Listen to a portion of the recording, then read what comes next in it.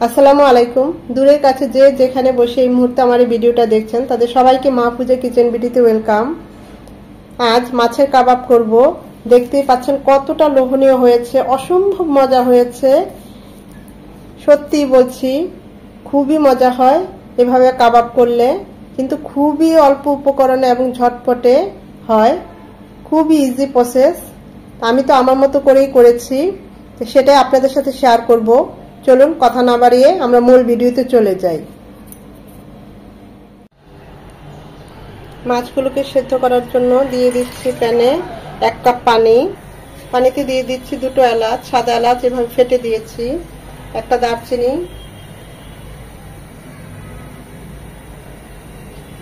আর 8-10টা গোলমরিচ। এটা যে কোনো মাছ দিয়ে করা যায়। আমি তো এখানে তেলাপিয়া মাছ নিয়েছি, এটা রুই মাছ, যে কোনো মাছ দিয়ে করা যায়। এখন মাছগুলো দিয়ে দিচ্ছি।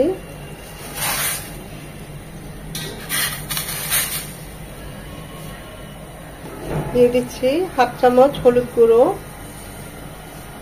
আর 1/2 চামচ লবণ। সব কিছু দিয়ে এখন মিশিয়ে নেব। মাছগুলোকে ভালোভাবে সেদ্ধ করে নেব। গোটা গরম মশলার ফ্লেভারটা মাছের মধ্যেও থাকবে।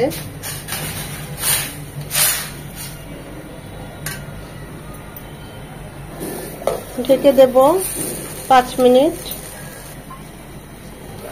5 মিনিট পর এটাকে উল্টিয়ে দেব, যেন ওই পাশটাও খুব ভালোভাবে সেদ্ধ হয়। পানিটা ওই পরিমাণেই দেবেন যেন একদম সেদ্ধ হতে হতে পানিটা শুকিয়ে যায়, তাহলে ওর ফ্লেভারটা মাছের মধ্যে আরো ভালো করে ঢোকে। আর যদি বেশি হয়ে যায় তখন ছেঁকে রেখে দিবেন স্টকের জন্য, অন্য যে কোনো রান্নায় সেটা ব্যবহার করা যাবে।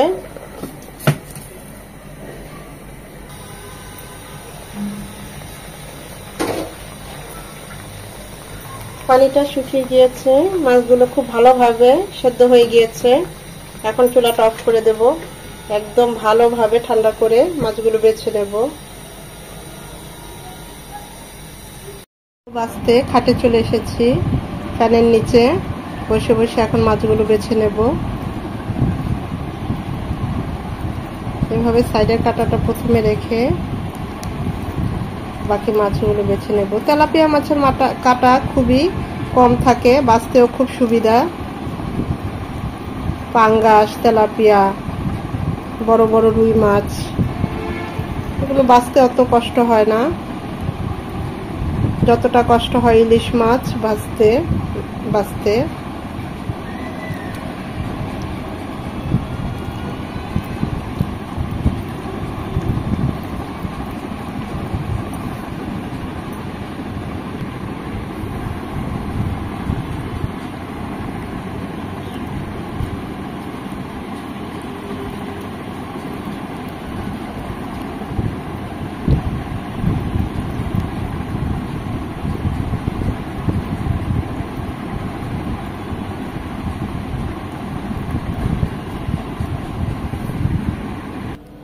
মাছ বাছা শেষ। বাইন্ডিং এর জন্য নিয়ে নিয়েছি 1/2 কাপ আলু, সেদ্ধ করা আলু ম্যাশ করে নিয়েছি। এখন মাছের কাবাবটা করতে আর যা যা লাগছে: পেঁয়াজ কুচি নিয়েছি 1/2 কাপ, মরিচ, কাঁচা মরিচ, এটা পাকা মরিচ আর কি, কাঁচা মরিচও নিতে পারেন, আমি নিয়েছি এখানে 2 চামচ, লবণ স্বাদ মতো, আদা রসুনের পেস্ট 1.5 চামচের মতো, মানে 1 চামচ হচ্ছে একটু বেশি আছে, উঁচু করে 1 চামচ, হলুদ গুঁড়ো 1 চামচ, ভাজা জিরে গুঁড়ো 1 চামচ, গরম মশলা গুঁড়ো 1 চামচ, ধনে পাতা কুচি, আর সাথে থাকছে 1 পিস লেবু রস। সব কিছু এখন খুব ভালোভাবে মিশিয়ে নেব। লেবুর রসটা দিলে হয় কি, 1 পিস, ফ্লেভারটাও খুব ভালো আসে, টেস্টটাও খুব ভালো হয়।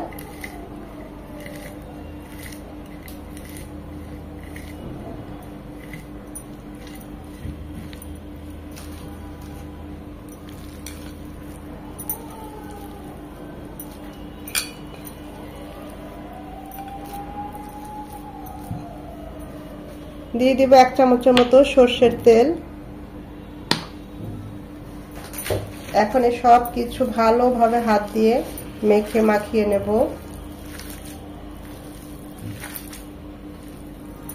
লবণের পরিমাণটা বললাম না, স্বাদ মতো যে যেমন লবণ পছন্দ করেন। আমি এখানে নিয়েছি 1/2 চামচের চেয়ে একটু বেশি।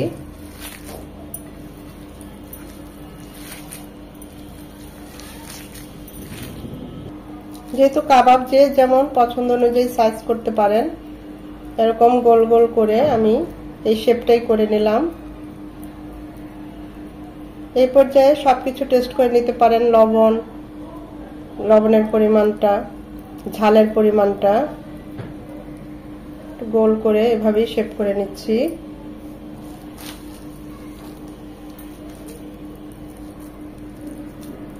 চাইলে একটু লম্বাটে রাখতে পারেন, এটা যার যেমন পছন্দ।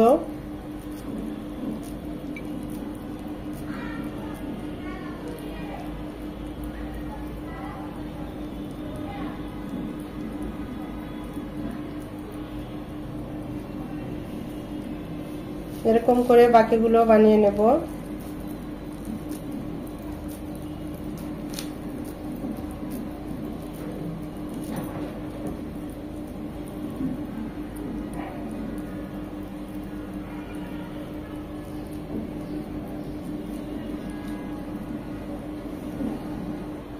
সবগুলো কাবাব বানানো হয়ে গিয়েছে, কিন্তু সবগুলো ভাজবো না, অল্প কিছু ভাজবো, বাকিগুলো ডিপে রেখে দেব। দেখতেই পাচ্ছেন কতটা ভালো হয়েছে, খেতে অসাধারণ হবে। বাকিগুলো এখান থেকে অল্প কিছু আপনাদেরকে ভেজে দেখাবো।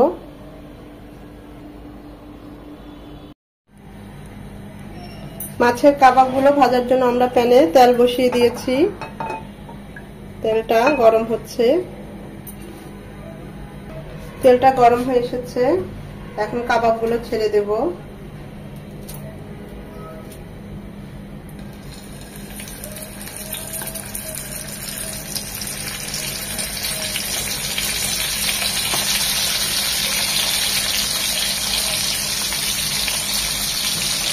দুই থেকে 3 মিনিট মিডিয়াম এবং লো হিটে ওই পাশটা ভেজে নেব, সাথে সাথে উল্টাবো না।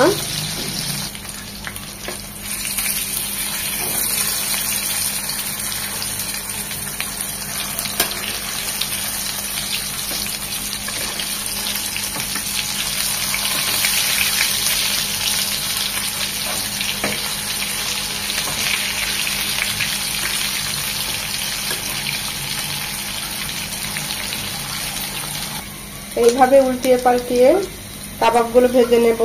বেশি নাড়াচাড়ার দরকার নেই, যেহেতু মাছের কাবাব ভেঙে যাওয়ার সম্ভাবনা খুবই সফট। যে আমার এখানে একটা উল্টানোর সময় একটু ভেঙে গিয়েছে, তাই খুব সাবধানে উল্টাতে হবে।